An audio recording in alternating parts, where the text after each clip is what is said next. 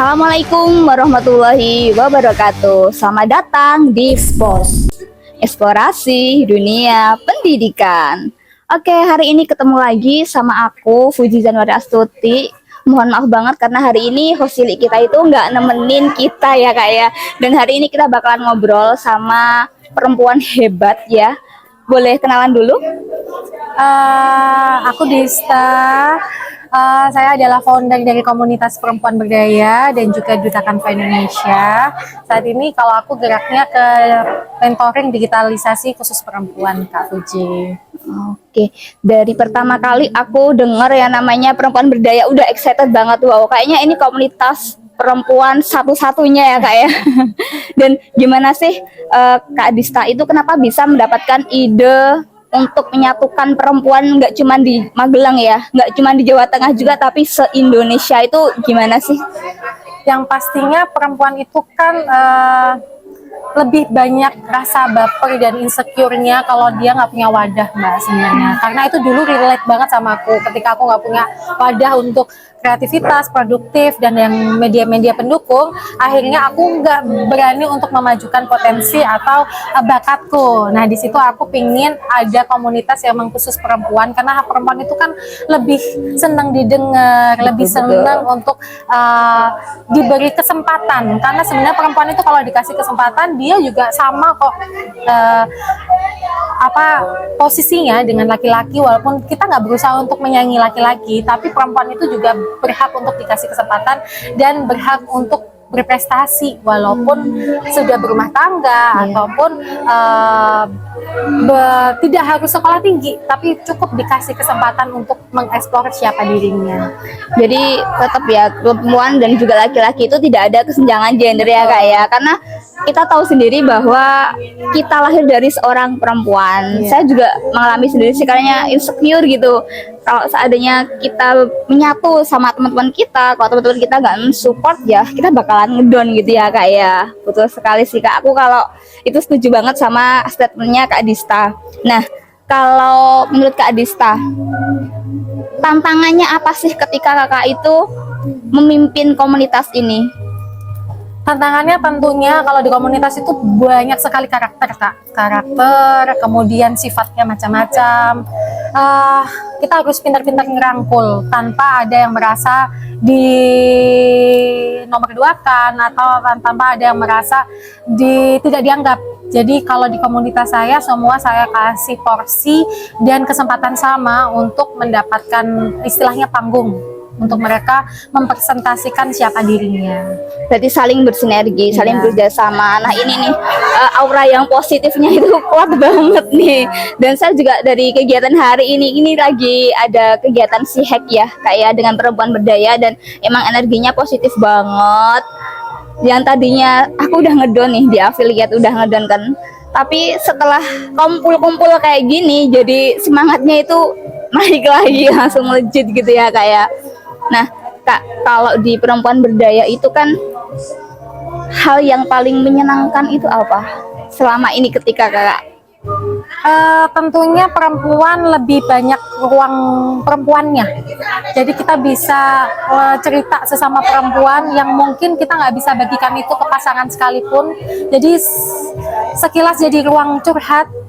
Paling enggak kita tidak bisa kasih solusi, tapi kita bisa menjadi wadah untuk sesama perempuan untuk saling nguatin. Karena kan kadang perempuan itu punya secretnya ya kak. Jadi dia punya hal yang tidak bisa dia sampaikan, tapi begitu dia merasa ada wadahnya dan kita memang sepakat untuk sama-sama menjaga privacy tanpa menggurui. Nah di situ teman-teman saya enaknya adalah jadi punya kekuatan dari teman-teman perempuan berdaya. Kita lebih jadi bersyukur, jadi lebih bersemangat lagi kalau ngelihat yang di atas, kalau melihat teman-teman yang di bawah kita lebih bersyukur. Jadi kita tidak hanya mengacu diri pada siapa diri kita, tapi juga mengacu diri juga dari orang lain. Oke, ya bersinergi seperti kita udah jadi kayak keluarga gitu ya kak ya. Kita tidak boleh jadi obat bagi orang sakit. Nah itu gimana sih maksudnya? Ini khusus untuk yang mungkin gini, namanya tidak menjadi obat jadi untuk orang lain itu maksudnya apalagi kita lagi sakit nih, kita nggak usah jadi obat untuk orang lain. Karena gini, ketika kita mendengarkan orang curhat tentang hal-hal negatifnya, itu otomatis energi negatifnya dia ketular ke kita ikut kesetrum gitu loh Kak. Nah apalagi kalau kita punya keterbatasan, misalkan sorry kayak saya ada yang sakit psikis atau punya mental illness, itu tidak disarankan untuk mendengarkan hal yang sifatnya itu jadi nyetrum ke diri kita. Mungkin kalau aku ya Kak, aku sendiri kalau dicurhatin temanku yang dia punya banyak masalah, aku masih mendengarkan, aku masih coba tampung, tapi tidak dengan memberi saran, hanya untuk menjadi pendengar. Setelah itu, karena energi kita jadi kekuras, karena kita dengerin hal-hal yang negatif, itu kita harus punya siasat untuk membuangnya. Jadi kalau misalnya ada teman yang curhat tentang kayak gitu, aku tetap keep, tapi setelah itu mungkin aku membuang energiku dengan mungkin jalan-jalan dan lain-lain. Jadi energi yang negatif itu nggak keserap, tapi aku buang juga ke tempat bukan orang lain tapi ke tempat hal lain. Healing gitu ya kayak. Karena itu memang benar loh, kalau kita dicurhatin jelek atau curhatin tentang masalah orang, kita ikut ke sugesti. Itu energinya nular banget.